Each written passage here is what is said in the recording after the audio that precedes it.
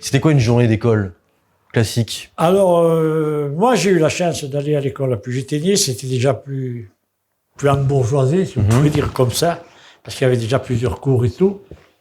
Mais bon, c'était... Ah, on était garçons et filles, si. J'ai commencé à 7 ans, mon l'école à l'époque. Et... Ouais, quoi vous dire? Garçons et filles, on avait une une institutrice. Ma première institutrice, c'était Mademoiselle Lance. Et... rien de spécial par rapport à... Alors, j'ai eu un institut qui était totalité originaire de Rigaud. C'est un qui m'a le plus marqué. Moi, je pense que dans ma vie, c'est celui qui m'a le plus appris. C'était Aldiari, je peux le citer. Il faisait la méthode Freinet. D'accord. Et c'était quelque chose d'extraordinaire à ce moment-là. D'ailleurs, il était plutôt mis à l'index. Mais moi, je peux vous dire que tout ce qu'on a eu, tout un bon souvenir, hein, c'était formidable.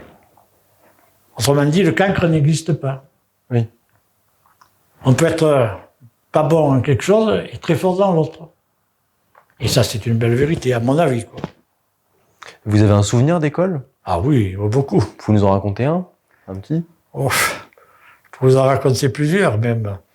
J'étais un peu, comment dirais-je, un peu dissipé, voilà le mot. Fougueux. C'est ça qu'il fallait pas que je reste trop assis, moi.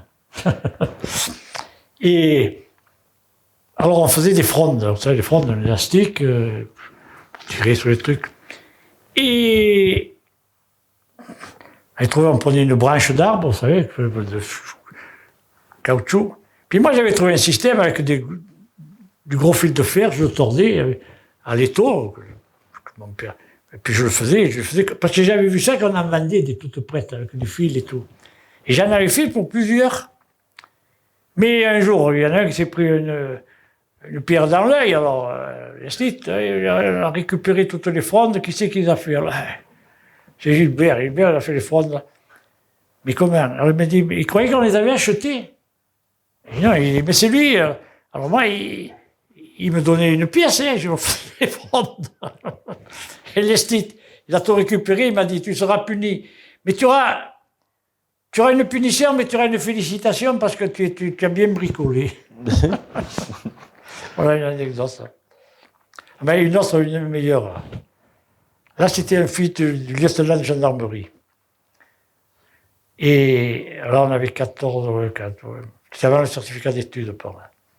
Et j'avais le truc d'aller escalader les crochets. À Puget-Théniers, maintenant, ils ont fait il y a Ferrat là-bas, pour aller escalader ces trucs. Et qu'est-ce qui s'est passé?